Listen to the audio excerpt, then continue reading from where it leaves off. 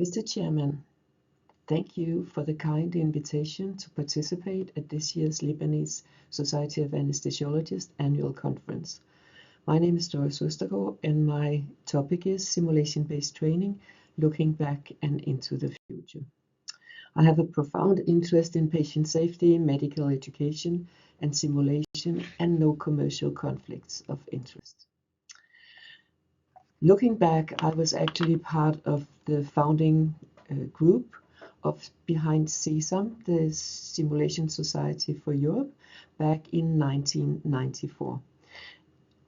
And I've participated in the work of CSAM as a chair of CSAM and now as an honorary member.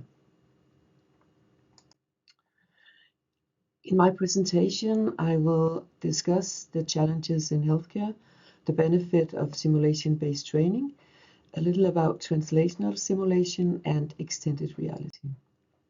So if we look at the future, it's really now, and we see a lot of challenges, but also a lot of opportunities. If we look at organizations, at least in Denmark, smaller hospital has been closed, which means that the hospitals we have right now are bigger with bigger departments. We also see a rapid development in technology, especially in the OR. And if we look at healthcare professionals and patients, we see that we struggle because healthcare professionals are short. And also we see that the new generation has a change in their perception of balance. They become easily stressed, emotionally stressed. What we also see is worldwide, we are short of approximately 50 million healthcare professionals. So in my presentation, I will just come about, well, what are the benefits of simulation, how to do it, and also something about the future. If we look at the benefit of simulation-based training, the overall umbrella is that we can deliver safe care. We can train without endangering the patient. From an educational standpoint, we see that you can apply theoretical knowledge and practical skills, which means that you find out what it was that you didn't understand. You can train with the team, which means applying social and cognitive skills. You can stimulate reflection in the debriefing session, and if necessary and possible, also assess competence. Right now, there's a big project going on in the WHO, and it's run by Gustavo Norde and Cristina Diaz-Navarra. And the research question is about exploring variations in simulation-based practice for patient safety and sort of define the readiness for integration of simulation for patient safety, to identify how simulation can support the Global Patient Safety Action Plan, and to develop the recommendations and guidance to support teams and organizations in the implementation.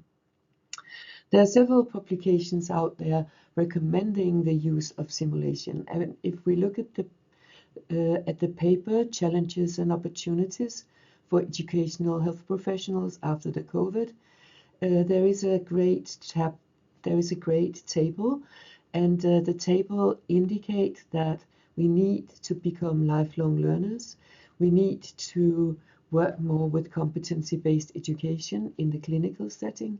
We need to increase the number of interprofessional educational activities and also the use of simulation. And the use of simulation, it can be both on site in the hospital or department, but also in simulation centers. If we look at the educational theories behind simulation, I think this is the most important one, Kolb's Learning Circle, which sort of it was actually made for experiential learning in the clinical setting, but the same goes for simulation. You have a concrete experience in the simulation, you reflect while you're working, you also reflect after the session, and you sort of find out, well, what was I good at and what do I need to work more with in the future. I think simulation is great because it creates a reflective practice. And as a facilitator, you need to understand the frames behind the actions and the results that you see in the simulation. Because as a facilitator, you know what the scenario is about, but you don't know their thoughts. So in the debriefing, you need to questioning the participants in the simulation-based training about what did they think in the given situation. So in my presentation, I will come about the benefit for the individual, both for the novice and the senior, the benefit for the team and the organization. This paper in 2018 discussed the airway courses that we have done previously, and they described a paradigm shift in airway management where we needed not only have lectures or skill training, but also sort of integrating technical and non-technical skills in the training program. So in Copenhagen, we used current 6-step to look at how can we develop a national advanced airway management simulation-based course for all trainees in Denmark. I think one of the most important non-technical skills is situation awareness. And you can see here a great illustration of what happens because you are focused on one thing, the ducklings, and you don't think that somebody is trying to steal from the back. And if we look at distractors, for instance, in the OR, there are several distractors that can disturb your situation awareness, such as noise, emergency calls in the room, a time pressure, unknown equipment or unknown environment, or unknown team. So there's a long list of possible things that can influence your situation awareness. I think the Kahneman book, Thinking Fast and Slow, is worth reading also for anesthesiologists. It's not only about thinking fast and slow, it's seeing the benefit of system 1 and the benefit of system 2, and also the drawbacks that you have if you make your decision based on system 1 or based on system 2. David Gaber was the first person to introduce the crew resource management key points in anesthesia. He was an anesthesiologist, but he was also a pilot. So he learned from aviation how important crisis resource management is. Along the way, other researchers looked at, well, how can this be at the individual level? So they developed behavioral marker systems, both for anesthesia surgeons, anesthesia nurses, and scrub nurses. Ronna Flynn was one of the professors behind this, and I've included her definition of the non-technical skills, which she calls the social, cognitive, and personal skills that support the technical and medical skills and contribute to safe and efficient task management. So these are an example of the ANTS categories and elements. The categories are situation awareness, which I described before, and besides situation awareness, there's the decision making, and these two are the cognitive skills. The social skills are leadership, communication, and teamwork. And you can see in these slides that for each of the categories, there are also a description of the elements. And for situation awareness, for example, it is gathering information, understanding the information that you gather, predicting and thinking ahead based on that, and monitoring your own department. Not department, but monitoring your own performance. So for each of these categories, you can sort of have details about it, and you can score the residents.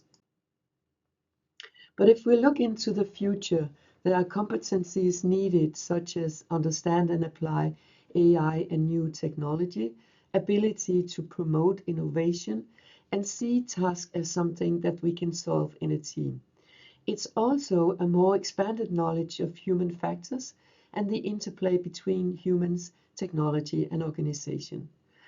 It's also about ability to take care of oneself and ask for help, and, and also to support colleagues who need help. All in all, it's also about contributing to establishing a psychological safe learning environment and to reflect on own competencies and adapt. And included in that is that we need to be better to provide constructive feedback to team members, not only in simulation-based setting, but also in the clinical setting. And you need to make a plan for your own learning to become a lifelong learner. If we look at the training for residents in anesthesia in Denmark, these are the topics that we have included in simulation-based courses. So we have a 3-day course in airway management, a practical approach to intensive care medicine, a 2-day course in obstetrics and handling the sick newborn baby, a 2-day course in patient safety and communication, a 3-day course in pediatric anesthesia, a 3-day course in neuroanesthesia, trauma and pre-hospital treatment, a 4-day course in advanced intensive care, and a clinical decision-making course at the end of their 4-year main part of the training. But it's not like that in all European countries. We did a survey some years ago, which is published in the European Journal of Anesthesia in 2024. And you can see there that at that time, there were only a few countries in which simulation-based training was available for all residents in the country. And these are the green areas. There were countries where it was available for some of the trainees, but not all. And it's sort of the orange, and the gray countries didn't answer. Based on these results, we invited for an Utstein type meeting in Copenhagen, and we based on the experts' knowledge, we sort of described, well, if you are a country that wants to implement simulation-based training for residents, these are the 10 courses that we recommend that you start with and where you include simulation-based training as part of the course. But let's move to seniors. Most of us think that when we become masters, we sort of maintain our skills, but most of us don't. There are some of our skills where we decline, where our skills decline, and the difficult thing is that we often don't know. I really like this paper by Nancy Redfern and co-workers. She has expanded the knowledge about getting old. And what she described is that as we grow old, our cognitive function decline. We have health problems, but the worst thing is that it takes us longer time to deal with information and to take decision. We also easily are fatigued, and that means something when you are on call. You are more likely to make errors due to overlines, and as you receive less feedback because you mainly work alone, then it is a problem when you can't see your own incompetence. So I think simulation-based training is also a thing that seniors should participate in. What we often see is that seniors participate in team training, and that's fine. They should continue doing that. But I think that they as individuals need to participate in medical anesthesia training as well. If we look at the tremendous amount of literature about teamwork in healthcare, there are some key findings. The competencies underlying teamwork are identifiable, it can be measured, and it can be improved, which means that both medical expertise and social and cognitive skills can be improved. We also know that competencies differ in whether you are in acute team or an OR team or a ward team. We know that virtual teams across sectors organizations need other competencies. We also are aware that structure and context matters, that team competition and task interdependence has an important influence on how things work in a team situation. We also know that it means something if there is psychological safety in the team. If you feel psychological safe, it's easier to speak up and it's easier to provide feedback.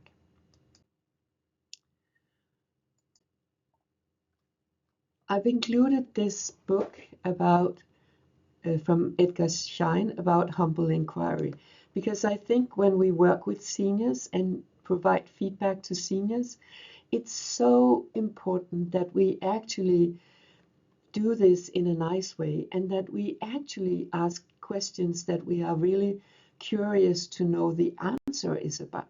What does this person actually say?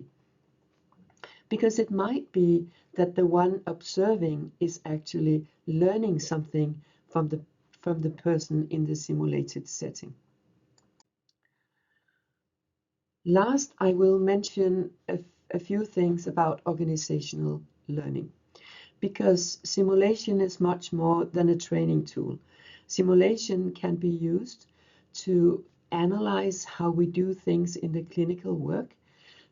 It can be used to then remove the threats that we see and establish protection. And if necessary, we can conduct some training activities afterwards. One of the persons who have been working very much with this is Victoria Brassell from the Gold Coast in Australia. And she has for many years used the term translational simulation.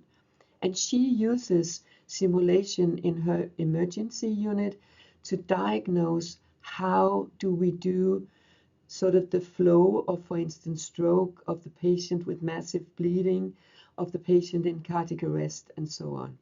And based on the simulations, they discuss, well, what can we improve in this treatment of the patient? And do we see any things that actually is endangering the patient? And based on that, they sort of provide new ways of organizing work in the emergency unit. And again, if necessary, they then create simulations interventions to train people in doing what they've learned.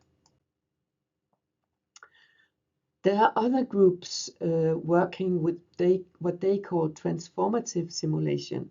And that's, for instance, Sharon Weldon in the UK, in Scotland.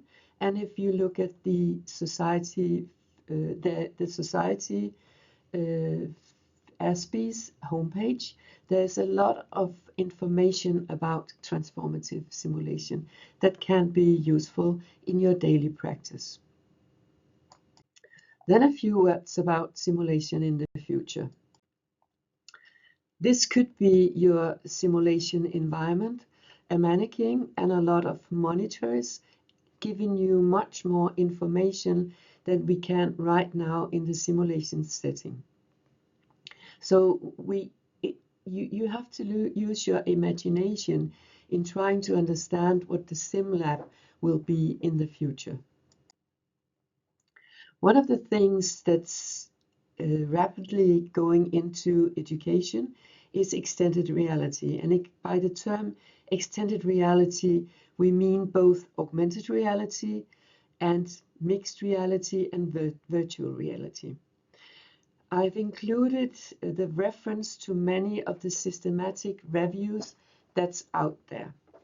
And these systematic reviews are describing the use, for instance, in anatomy, surgery, and basic life support. And these are the three areas where we actually know now that it is beneficial. There are several studies ongoing with virtual realities, both in somatic patients and in psychiatry patients. And at the moment, most of them are at the reaction level, illustrating that a participant like the virtual environment or the extended reality. There are only a few studies illustrating that it's actually beneficial or more beneficial than what we do right now. We also see that the quality of the products coming are improving, that the cost is reduced, and we see that they actually use conceptual frameworks when they are developing these tools. But there's definitely need for more research to understand and optimize the use of extended reality in education. I had the pleasure of hosting another Utstein meeting in Copenhagen last year in Copenhagen, where we had invited more than 20 experts to sort of set a research agenda for extended reality-based healthcare simulation. And we sort of identified some key areas where it would be beneficial to use XR, extended reality, in healthcare education. We set up an agenda and we started the discussion of how can we develop a faculty development program to support the implementation of extended realities. And as part of the discussion, we also identified the present barriers and facilitators for using extended reality. So to sum up, I think we are on a journey together and there's no way back. We need to adjust the education and training according to patients and organizational needs, as well as development of technology. We need to use a wide variety of learning training methods. We need to focus more on learning for life, and that means also precision education, where we collect data from the systems that we use, for instance, electronic patient record. We need also to establish more learning together with colleagues and with teams. And last but not the least, we have to do more research in the effect of these new tools for learning. We need to know what works for whom, for why, for whom and when. Thank you.